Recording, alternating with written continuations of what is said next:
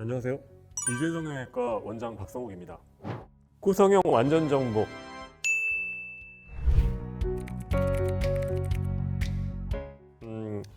여름에 수술하면은 보통 이제 땀이 나고 자꾸 샤워를 해야 되고 그러니까 여러분들이 염증 생길 거에 대해서 고민하시는 분들이 많은데 실제로 보면은 염증이 다른 계절보다 더 많이 생기거나 하지는 않는 것 같습니다. 그래서 특별히 뭐 여름이라고 해서 꺼려하실 필요는 별로 없으실 것 같아요. 물론 실제적으로 좀 불편하실 수는 있을 것 같은데요. 뭐 그런 객관적으로는 괜찮으시지 않을까 생각이 됩니다. 그래서 굳이 추천을 드리자면 객관적으로는 별 차이는 없는데 가급적이면 본인 이제 스케줄이 좀 허락되시는 한도 내에서는 조금 한가한 시기라고 생각될 때 하시는 게 조금 더 유리하시지 않을까 하는 생각이 듭니다.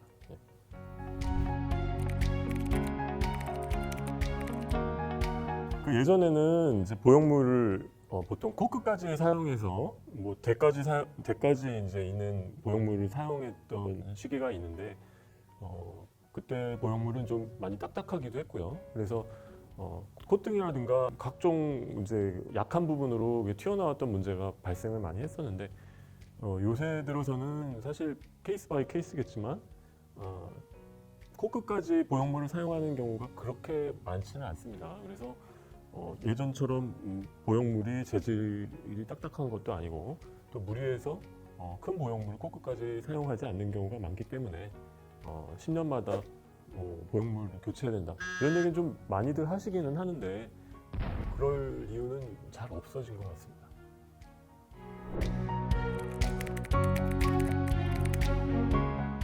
그 실제로 어떤 병원에서 나온 결과 그거에 대해서 좀 파악을 하고 가시는 게 좋을 것 같습니다. 물론 댓글 같은 걸 보고 그거를 이제 판단하시는 경우도 많이 있을 텐데 실제적으로 그 병원에서 어떤 결과가 나왔는지는 알기는 힘든 문제긴 한데 그래도 주변 사람들한테 물어본다든가 뭐 잘된 사람, 잘된 친구한테 물어본다든가 그런 식으로 하면 어느 정도는 근접한 정보를 좀 얻으실 가능성이 있죠. 그래서 그런 정보를 좀 수집해서 보시는 게 도움이 되지 않을까 생각이 듭니다.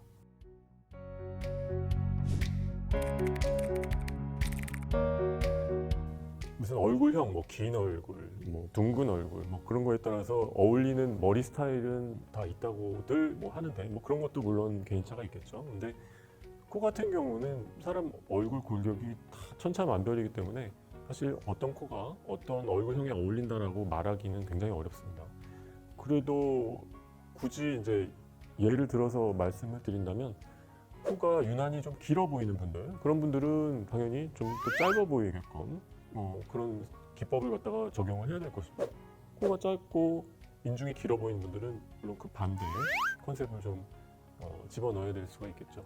그래서 굉장히 케이스 바이 케이스라서 쉽게 말씀드리기 좀 어려울 것 같습니다.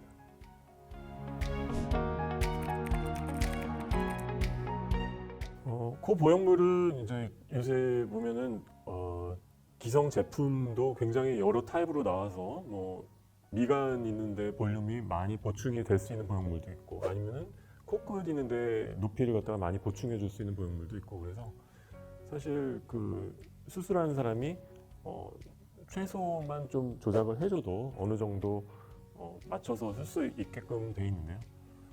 어느 부위를 몇 밀리미터를 뭐 이렇게 딱 측정을 해서 되면 환자분의 어떤 니즈에 따라서 수술을 하더라도 그 코가 반드시 예쁘다고 이렇게 보기는 좀 어려울 수가 있거든요. 그래서 제일 중요한 거는 이제 의사 선생님의 심미안이 제일 중요한 요소가 될 것 같고요.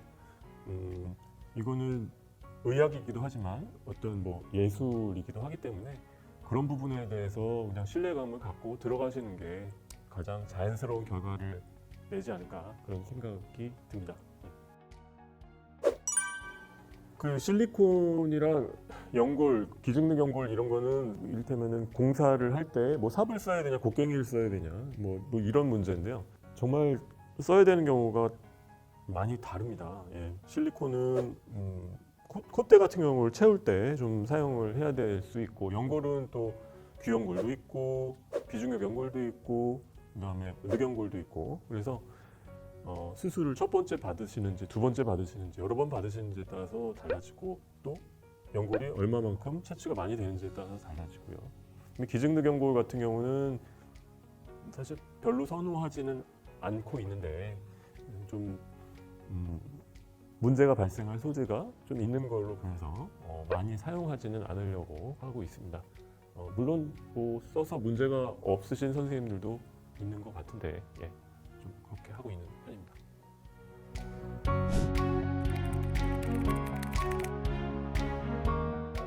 저는 꼭 필요하지 않은 방법은 사용하지 않는다. 이걸 가장 중요하게 생각합니다. 꼭 필요하지 않는 방법을 사용하지 않는다는 얘기는 반대로 얘기하면은 꼭 필요한 방법은 사용을 해야 된다는 건데요. 이를테면은 뭐 최근에 상담하신 분은 자기는 절골은 하기 싫다라고 말씀을 하셔요. 그래서 뭐 그런 분들이 코가 많이 휘어 있지 않기 때문에 절골을 안 해야 되는 경우도 있어서 연골만 이제 조작을 해서 되는 경우. 그러니까 환자의 말을 잘 들어보면 그런 경우도 있는데 대부분은 딱 봤을 때 코가 심하게 휘어 있다. 그럼 절골을 해야 됩니다. 근데 뭐 이를테면은 가격적인 문제라든가 여러 가지 문제 때문에 그런 걸 기피하신다라고 하면 필요한 부분에 대해서는 왜 필요한지 좀 설명을 드리고 어쨌든 간에 필요하지 않은데 절골을 한다든가 필요하지 않은데 콧볼을 줄인다든가 이런 경우도 왕왕 있는 것 같거든요. 그래서 그런 경우는 좀 없어야 되지 않겠는가 하는 생각을 하고 있습니다. 네, 구독자 여러분, 오늘 저와 함께한 시간 어떠셨나요? 유익한 시간이 되셨길 바라면서 저는 또 다른 콘텐츠로 돌아오겠습니다. 안녕.